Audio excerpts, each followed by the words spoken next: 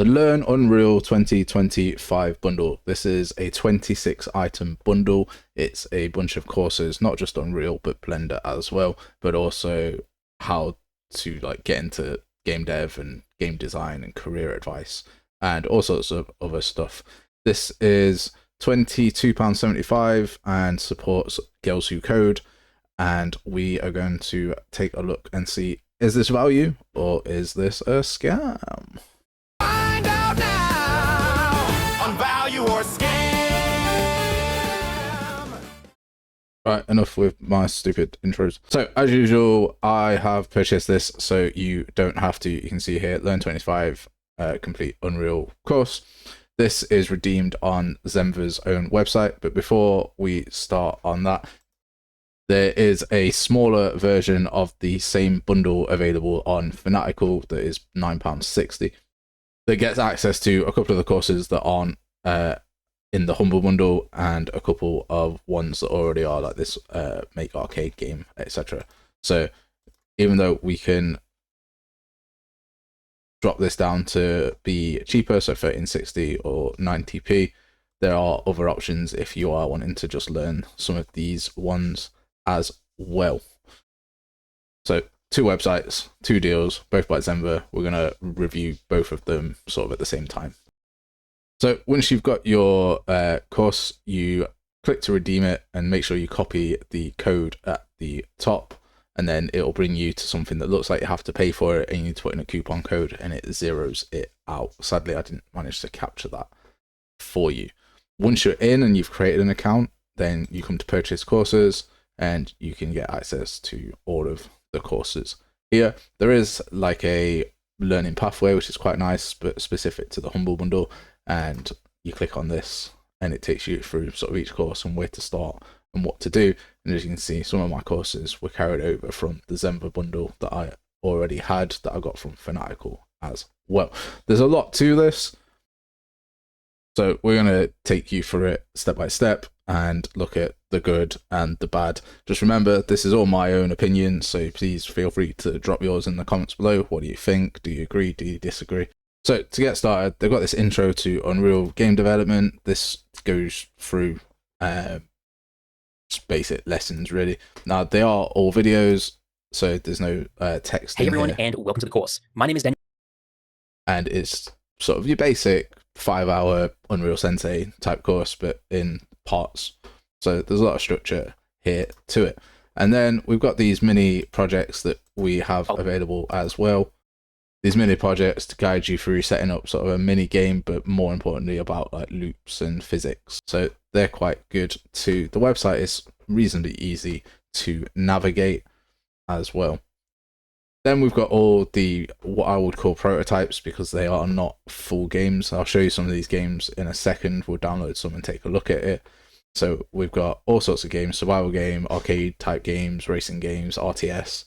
There's an intro to multiplayer, bullet hell games, shoot 'em up games, tower defense. There's loads of different types of prototypes in here. There's also a C++ course which builds an FPS, and then we go on to Blender as well, and voxel assets are in here too. Some of the more unique stuff in here, we've got these intros to the game design, level design, storytelling for games, and intro to the game development industry. And then these are the bundles from the Fanatical one as well. Now, what I would say is the bundle is called Learn Unreal in 2025, and that is a little bit disingenuous again, because these were created in 5.03, but they've been updated to 5.6. So they're not using the most up to date, but they do have the latest versions associated. So if we go to files, then you can see there's the 5.6 course file as well. And one thing I will say is that while some of these are outdated, so they use an old input system which was available in 5.3, but in 5.6 it's changed to enhance, the author of them does acknowledge this and keeps these up to date. So for instance, in a lot of these they're using the old quixel models, and then the video has been changed to talk about fab instead.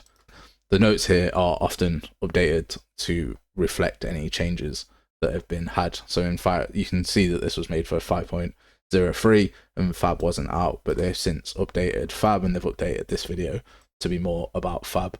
So you could find there's a little bit of a disconnect when you're following these. One of those disconnects is in regards to the UI. So obviously the UI for 5.5 and before completely changed. This is the old UI, but if you're using this in 5.6 or 5.7, you're going to be on the completely new UI, which is a complete disconnect for what you are after, really.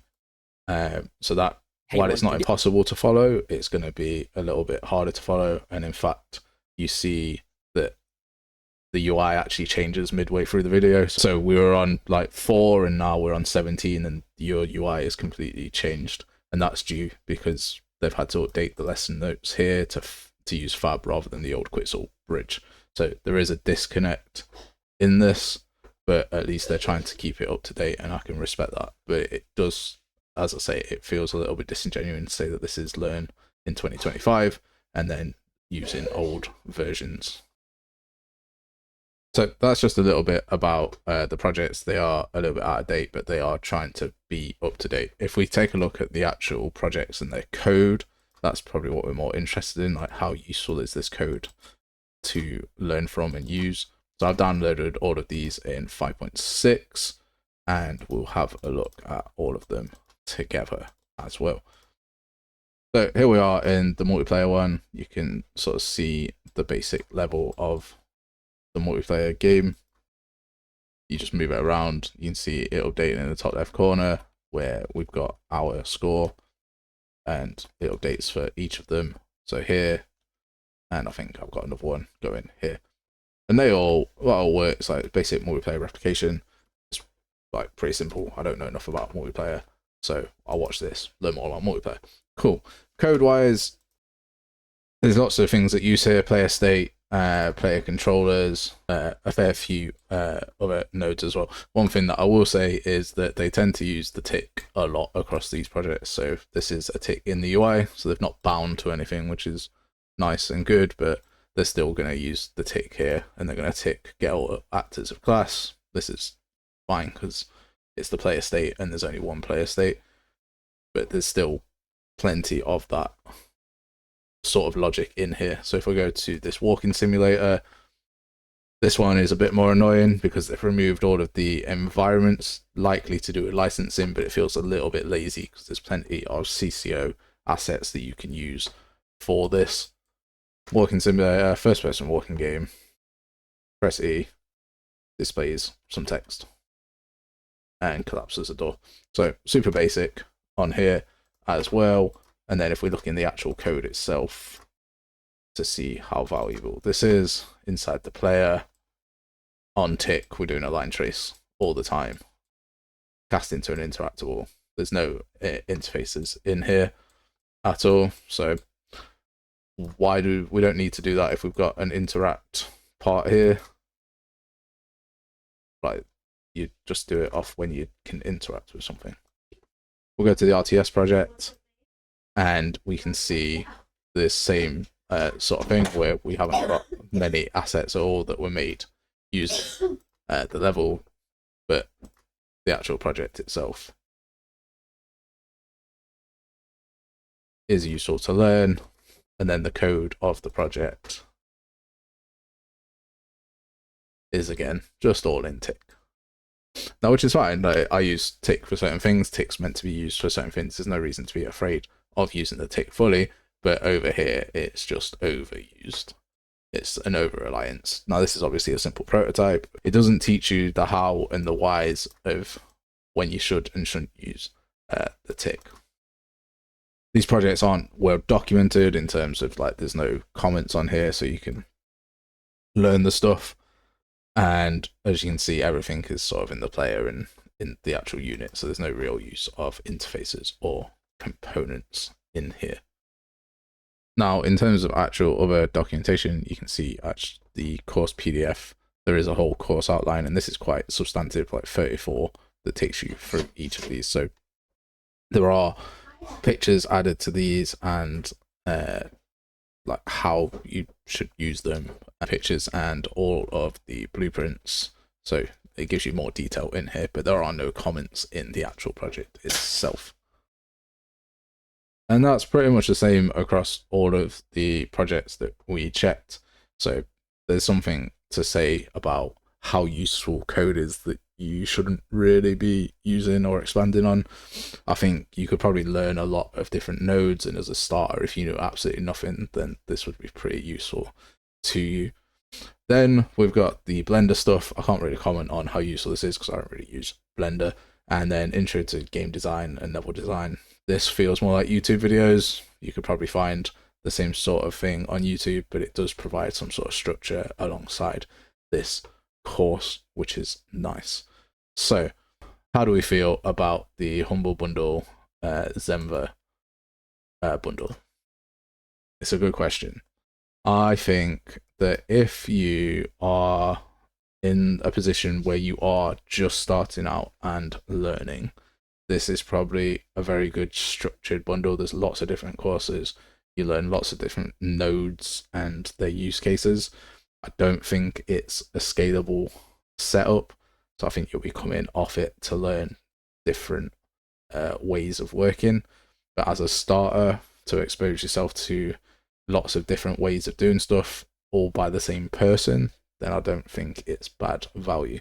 I think once you learn more and once you develop more, you have to come away from this level of stuff and start integrating proper design practices, which this doesn't show you. Not sure that there's anything here that you couldn't learn off YouTube better, but the thing that the main thing this has going for it is the level of structure that it has, with its lessons being broken down into what they are, and the amount of documentation in the notes is very, very good. But if you're looking to save money, then yeah, you could learn most of this off YouTube quite easily. It's a little bit of a myth that the courses are in 5.3 and not in 5.5 or 5.6, so they're not for 2025. But also, it's really good that they are being updated, so we can appreciate that. Price-wise, $22.75. That's a little bit more expensive than the Stephen Ulibarri course, which I full-on recommend to anyone. I think that course is fantastic on Udemy if you can get it for the right price. As I say, I can't comment on the Blender stuff because I've not tried it, and the game design stuff I think is probably useful in a structured way. Like, this is quite structured, whether it's in date given the speed of the industry and all the industry layoffs and how useful that information is compared to just looking that information up that you want. That's, again, an interesting thing. So explore storytelling for games. That's going to be quite subjective. Different games have different stories, different acts, different ways of working. Like, your MMO is not going to operate the same as your single player game, but it's worth looking at. So that's my opinion. That's the rundown of this bundle. Let me know what you think in the comment below, and as usual, thank you for watching.